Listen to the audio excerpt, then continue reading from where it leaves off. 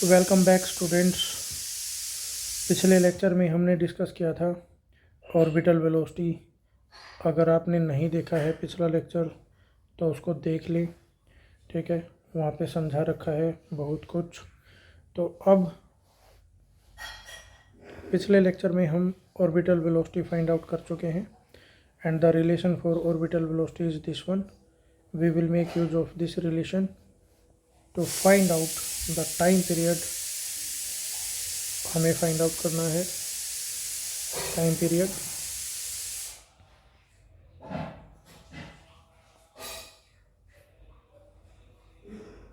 Time period of satellite,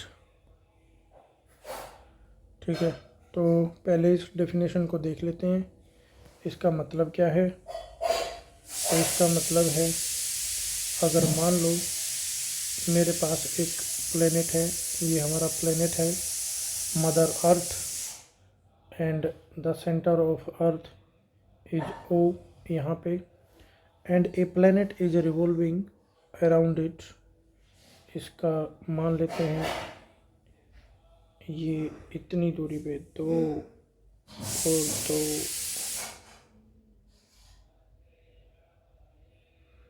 ठीक है। इतना डिस्टेंस पे एच हाइट पे एक प्लेनेट रिवॉल्व कर रहा है। ये अर्थ का सरफेस है यहाँ पे, ठीक है। तो जो सरफेस है उसकी प्लेनेट से जो दूरी है, ये वाली दूरी, ये दूरी है एच, ठीक है। And the radius of earth, radius of earth ये कैपिटल आर है। तो अगर मैं यहाँ पे एक सैटेलाइट बना दूँ, ठीक है, यहाँ पे एक सैटेलाइट एज्यूम कर लूँ यहाँ पर, यहाँ पे, ठीक है। तो ये सैटेलाइट, ये वाला जो सैटेलाइट है, ये जिस वेलोसिटी से मूव करता है उसको हम बोलते हैं ऑर्बिटल वेलोसिटी। इसको रिप्रेजेंट करते हैं वी नोड से, ठीक है। तो ये जो सैटेलाइट जिस ऑर्बिट में रिवॉल्व कर रहा है, इस ऑर्बिट की जो रेडियस है वो सेंटर ऑफ अर्थ से लेके सैटेलाइट तक होगी। तो ये डिस्टेंस होगी हमारी आर प्लस एच के इक्वल होगी। और अगर मान लो अपनी जो अर्थ है उसका मास है कैपिटल एम, ठीक है, तो ऑर्बिटल वेलोसिटी का रिलेशन जैसा हमने पिछले लेक्चर में डिस्कस किया, ये होगा R plus H under the root, okay. तो अब देखिए, अब ये देखना है आपको टाइम पीरियड फाइंड आउट करना है। जब ये सैटेलाइट यहाँ से घूम करके घूमता घूमता अर्थ के चारों तरफ एक चक्कर पूरा कर लेता है, इस पाथ यहाँ तक वापस आ जाता है अपने इनिशियल पॉइंट के ऊपर, तो जितना भी टाइम लेगा ना ये, उस टाइम को हम बोलते हैं टाइम पीरियड, ठीक है। टाइम पीरियड ऑफ रिवॉल्यूशन, ठीक है। Time period of revolution of the satellite, ठीक है। तो अब ये देखिए, ये जो ऑर्बिट है इसका साइज हमने पता किया, ये आर प्लस एच है। तो एक चक्कर कंप्लीट करने में कितना डिस्टेंस कवर किया होगा इसने, वो ऑर्बिट के सरकमफेरेंस के इक्वल है, ठीक है। तो टाइम कितना लगा होगा, तो पहले लिख लेता हूँ इसको। Path,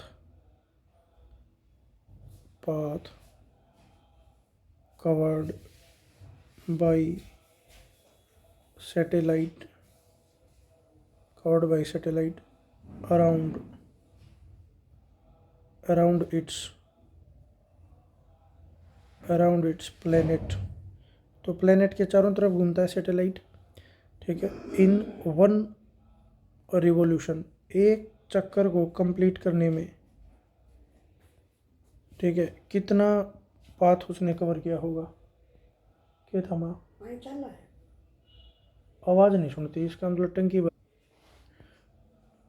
okay class, so path covered by the satellite around its planet in one revolution, that is equal to circumference, okay. तो अब देखिए, अपना जो ये सर्कुलर ऑर्बिट है इसका सरकमफेरेंस कितना होगा, अगर इसकी रेडियस आर प्लस एच है, that will be equal to, path को डेल्टा मान लेता हूँ, ये आ गया 2 पाई, रेडियस लिखते हैं यहाँ पे 2πr, तो रेडियस है अपनी r प्लस एच, ठीक है। और किस वेलोसिटी से ये रिवॉल्व कर रहा है, v नोड वेलोसिटी से रिवॉल्व कर रहा है। तो टाइम कितना होगा, time will be equal to path divided by v naught. तो यहाँ पर है अपना 2πr प्लस एच, ये अपना पाथ है, सरकमफेरेंस है। And the velocity is under the root, इसका फॉर्मूला लिख दो यहाँ पे, capital G capital M divided by R plus H, ठीक है। तो यहाँ पे आप देख पा रहे हैं, इस तरीके से आप टाइम फाइंड आउट करेंगे और इसको रिप्रेजेंट करते हैं आप कैपिटल T से, ठीक है। This is the time period of revolution. एक रिवॉल्यूशन कंप्लीट करने में, एक चक्कर लगाने में जितना भी टाइम होता है उसको हम बोलते हैं टाइम पीरियड। तो अगर मैं इसको रीअरेंज करूं तो मैं इसको लिख सकता हूं, यहाँ पे आ जाएगा 2π, ओके। और यहाँ पे आएगा हमारे पास r प्लस एच की पावर 3 हो जाएगी। देखो रूट तो ये है और 1 पावर ये है, तो पावर कितनी होगी 3/2, रूट हाफ और 3 यहाँ पे डेड पावर हो गई, divided by capital G capital M is the mass of A planet, okay. Again you will see time period छोटे m के ऊपर डिपेंड नहीं करता है, ठीक है। तो टाइम पीरियड भी आपका independent of mass of satellite है, ठीक है। अगर मैं इसका और रिलेशन देखूं तो यहाँ पे small g acceleration due to gravity insert कर सकते हैं, and the relation between capital G and small g is this one. तो अगर मैं इस gm की वैल्यू, इसकी वैल्यू पुट कर दूं तो मेरा रिलेशन मॉडिफाई हो जाएगा थोड़ा सा। Time period will be equal to 2π under the root, यहाँ पे है मेरे पास r plus H, radius of the orbit इसका cube, okay, divided by G M की जगह रख देता हूँ मैं, ये देखिए जी एम की जगह क्या आएगा, small g into R square, cross multiply कर दो, small g into R square, ठीक है। अब ये जो आर स्क्वेयर इसको बाहर भी ले सकते हैं आप रूट से, तो रिलेशन क्या बनेगा, रिलेशन विल बी 2π, r को बाहर ले लो, आर स्क्वेयर है ये बाहर आ गया, और यहाँ पे आ गया अपना r plus H cube divided by what, acceleration due to gravity. तो इस तरीके से आप इसको सोल्व कर सकते हैं, ठीक है। अब फिर से वही काम कर सकते हैं, आप देखेंगे ये किस किस फैक्टर के ऊपर डिपेंड करता है, ठीक है ना। तो यहाँ पर देखिए सबसे पहले हमने क्या किया, हमने इसके डेफिनेशन को स्टडी किया है, ठीक है, डेफिनेशन को स्टडी किया है। और ये डेफिनेशन क्या है, time taken to complete one revolution, ठीक है, दैट इज़ टाइम पीरियड। तो आपने सरकमफेरेंस फाइंड आउट की, ऑर्बिटल वेलोसिटी से डिवाइड कर दिया, बेसिकली यही ट्रिक है हमारे पास इसमें, ठीक है। ये this is the trick, okay class. तो ये बेसिक फार्मूला है। और फार्मूला क्या यूज़ हुआ है यहाँ पर देखिए, ये भी एक फार्मूला आपने यूज़ किया है और इसको मॉडिफाई कर लिया, यहाँ पे इसको इंसर्ट कर दिया और जो भी रिज़ल्ट आएगा उसको यहाँ पे नोट कर लिया, ठीक है। अब हम ये देख लेते हैं ये किस किस फैक्टर के ऊपर डिपेंड करता है।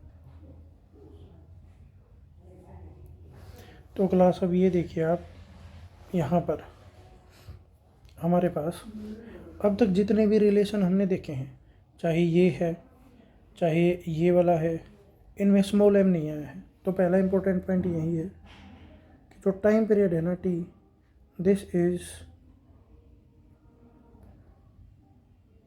Is independent of mass of planet, ठीक है। और क्या है,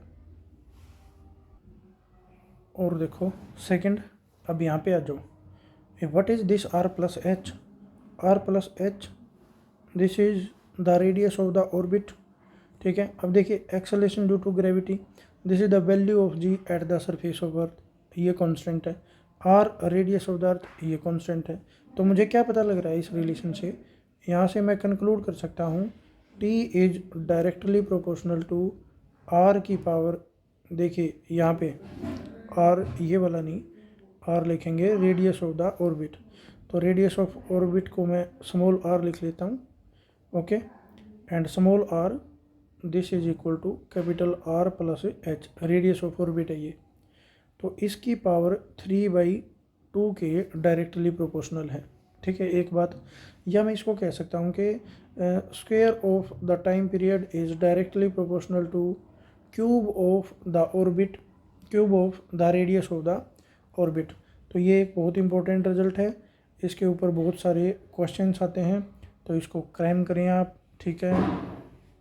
तो ये नेक्स्ट इम्पोर्टेंट हमारा जो फैक्टर है वो अफेक्ट करता है टाइम पीरियड को, okay, this is T square directly proportional to R cube radius of the orbit, ठीक है। या इसको लिख सकते हैं T is directly proportional to, फिर कैपिटल आर लिख दिया, T is directly proportional to radius of orbit power 3/2। तो इस तरीके से कर सकते हैं। तो इसके ऊपर बहुत सारे न्यूमेरिकल आते हैं, इसको आप बिल्कुल दिमाग में रखें, ठीक है। ये वाला जो रिलेशन है इसको दिमाग में रखना है बिल्कुल। और जो ये वाला रिजल्ट है अपना मास ऑफ सैटेलाइट के ऊपर, अब तक देखो जितना भी हमने पढ़ा है वो कुछ भी इसके ऊपर डिपेंड नहीं कर रहा, ठीक है। तो मास ऑफ सैटेलाइट है, चाहे भारी सैटेलाइट आप लॉन्च करें, चाहे आप हल्का सैटेलाइट लॉन्च करें, ठीक है, आपकी ऑर्बिटल वेलोसिटी भी डिपेंड नहीं करती और आपका टाइम पीरियड भी डिपेंड नहीं करता, ठीक है। तो ये एक कुछ कहीं भी पूछ लेगा आपसे कोई भी, as a science student, as a physics student, आपके दिमाग में ये बात सेट होनी चाहिए, ठीक है। और इस पे न्यूमेरिकल भी आते हैं छोटे छोटे एक एक नंबर के, ओके। तो ये दो इम्पोर्टेंट चीज़ थी। अब देखिए ऑर्बिटल वेलोसिटी वाले टॉपिक में हमने क्या स्टडी किया था, ये हमारे पास रिजल्ट आया था ऑर्बिटल वेलोसिटी का। ये एक जनरल रिलेशन है और हमने नियर अर्थ ऑर्बिट के लिए ऑर्बिटल वेलोसिटी फाइंड आउट की थी, and it came to be equal to this one, ये देखो ये यहाँ पे फाइंड आउट कर रखी है, ठीक है। तो इसी तरीके से अगर कोई सैटेलाइट नियर अर्थ ऑर्बिट में है तो उसका टाइम पीरियड क्या होगा, यानी कि कोई सैटेलाइट अर्थ के बहुत क्लोज मूव कर रहा है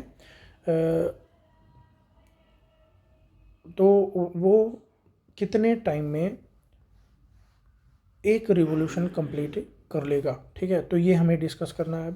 तो उसके लिए हम क्या करेंगे, ये जो अपना टाइम पीरियड का रिलेशन आया हुआ है, यहाँ पे देखो ये जो रिलेशन आया हुआ है कौन सा,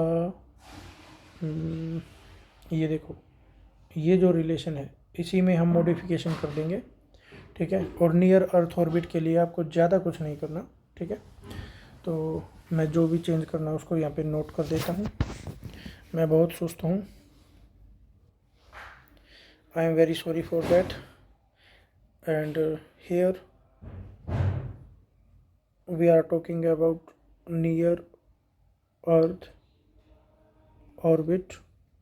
तो नियर अर्थ ऑर्बिट में आपको चेंज क्या करना है, आर प्लस एच, ठीक है। और ये क्या है, रेडियस ऑफ द ऑर्बिट, इसको अप्रोक्सीमेटली रेडियस ऑफ अर्थ के इक्वल पुट कर देना है, ठीक है। तो हमारा रिजल्ट कैसे मॉडिफाई हो जाएगा, देखिए टाइम पीरियड को नोट कर लेता हूँ, जो मर्जी आपका वो रिज़ल्ट नोट कर लें आप और उसी को मॉडिफाई कर दें। तो यहाँ पर देखिए हमारे पास जनरल रिलेशन क्या है, R plus H divided by G, ठीक है ना। और इसकी पावर है 3। यहाँ पे देखिए इस वाले रिज़ल्ट को मैंने उठा करके यहाँ पे रख दिया सीधा, ठीक है। अब इसको जूम कर लेते हैं, देखिए। तो अब मुझे इसमें मॉडिफिकेशन करना है according to requirement, R plus H radius of the orbit that is almost equal to radius of the earth, ठीक है। तो फिर मेरे पास टाइम पीरियड क्या आ जाएगा, this will be equal to 2 pi divided by capital R, और यहाँ पे आ गया मेरा R cube divided by G acceleration due to gravity. ठीक है, तो अगर मैं यहाँ पे जी की वैल्यू क्या पुट करें, G equal to 9.8 metre per second square, ठीक है ना, and radius of earth again 6.4 into 10⁻⁶ metre, ये वैल्यूज यहाँ पे पुट कर देते हैं तो हमारे पास रिजल्ट आ जाएगा and it will come out to be equal to, it will be 84.6 इतनी मिनट आ जाएंगे भाई।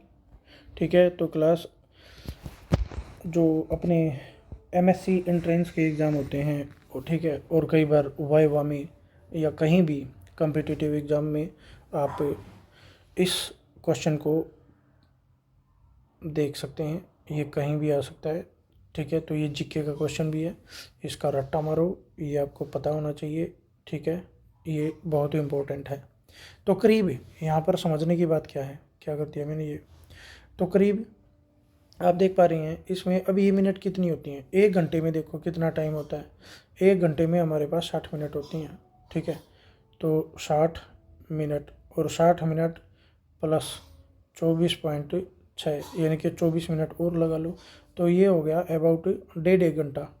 1.5 घंटे में आप क्या कर लेंगे, अगर आप नियर अर्थ ऑर्बिट में जो सैटेलाइट रिवॉल्व कर रहा है उसमें बैठे हैं तो आप 1.5 घंटे में पूरी अर्थ का एक चक्कर लगा दोगे भाई। ठीक है, तो ये कुछ बेसिक पॉइंट्स थे, टाइम पीरियड आपने फाइंड आउट किया। ठीक है, +2 लेवल का टॉपिक है, ज़्यादा मगजमारी इसमें करने की ज़रूरत नहीं है। ठीक है, तो मेन ट्रिक क्या है, मेन फार्मूला ये अपना फार्मूला है, इस फार्मूले को दिमाग में रखें और सॉल्व कर दें। सरकमफेरेंस आपको फाइंड आउट करनी आती ही है। ठीक है, और बहुत इजी एक्सप्रेशन है। ठीक है, बेसिक पॉइंट्स यही है इसके। Thanks for watching the lecture. If you find the lecture informative, please share and subscribe. Motivate me, guide me, suggest me. अगर आपको कोई और किसी टॉपिक पे कोई वीडियो लेक्चर चाहिए तो आप मुझे बता सकते हैं। Thank you very much. एक और इम्पोर्टेंट बात बतानी भूल गया, अगला जो लेक्चर होगा उसमें हम डिस्कस करेंगे सैटेलाइट का एक टाइप होता है जियो स्टेशनरी सैटेलाइट। ठीक है, तो उसके जो बेसिक पॉइंट्स हैं उनके बारे में डिस्कस करेंगे, ये देखेंगे उसकी हाइट क्या होती है। ठीक है, और उसकी डायरेक्शन ऑफ रिवोल्यूशन क्या होती है, टाइम पीरियड ऑफ रिवोल्यूशन है वो कितना होना चाहिए। ठीक है, तो ये सारी चीज़ें उसके अंदर डिस्कस करेंगे। लेक्चर छोटा सा होगा। ठीक है, स्टे विद मी।